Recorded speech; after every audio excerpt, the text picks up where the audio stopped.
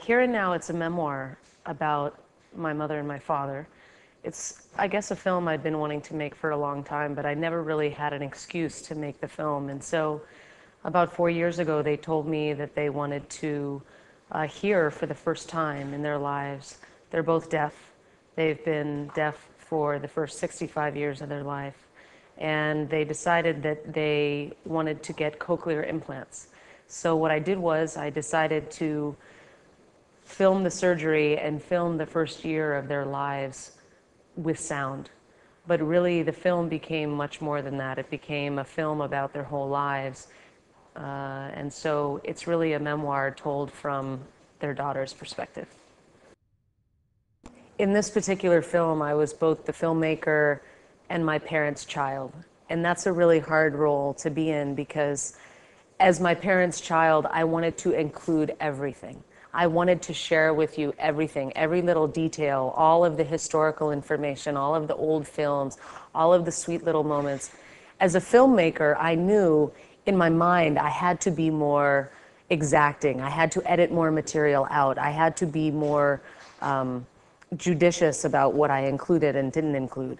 So that was a constant war going on inside my head about wanting to add certain emotional impact to the film, but at the same time, not wanting to be too sentimental. I didn't want the film to be overly sentimental.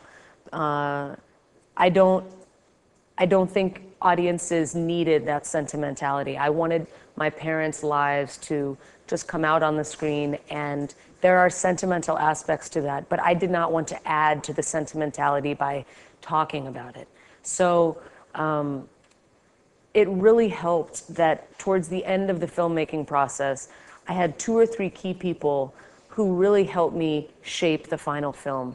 It was a very solitary process the whole time. I edited the film myself, I wrote the film, I shot the film with one other person, but primarily the photography was my own.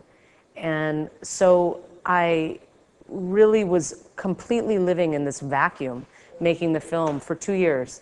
And then at the very end, I had a cut that was too long.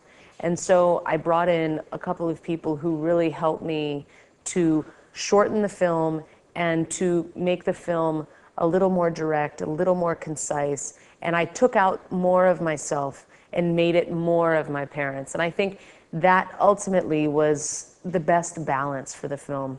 But really, you cannot make a film this personal completely by yourself. You can, but it may not work so well. So I think in this case, it was critical to have a couple of more people on my creative team at the very end who could give me an outsider's perspective and not be a part of my family. So that really helped. I think you see in the film that actually the surgery did not profoundly change my mother and my father. 65 years is a pretty long time to live your life and develop a personality and develop your senses around that disability. So even though they gained this new awareness of sound, I think fundamentally they still remained who they are. And I think that was pretty reassuring for a lot of us in the family. But it also meant there was a lot of letdown for my mother and father. So I think what they were surprised to learn is that many sounds are not pleasant. We don't just assume that sound is a great thing. Sound itself is only as good as our experience with the sound. So for me, I grew up with certain things that make me feel very good. You know, music and the sound of nature and all these things, because I have very positive associations. I have a very positive memory of those sounds.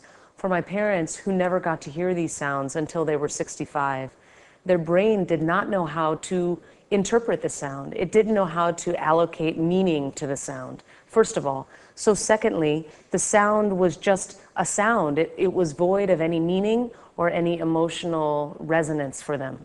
And so the sounds of birds flying, instead of being beautiful, just sounded like, my father says, a hammer banging in his head. It doesn't sound nice to him because he has no memory of a bird flying overhead and feeling peaceful or relaxed or anything like that.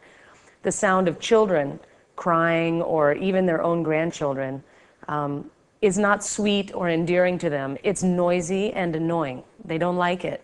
But if they look at their grandchildren, of course, they're overflowing with love and affection and all these things. But if they hear them, usually their first inclination is to turn the implant off, so. More than this, so much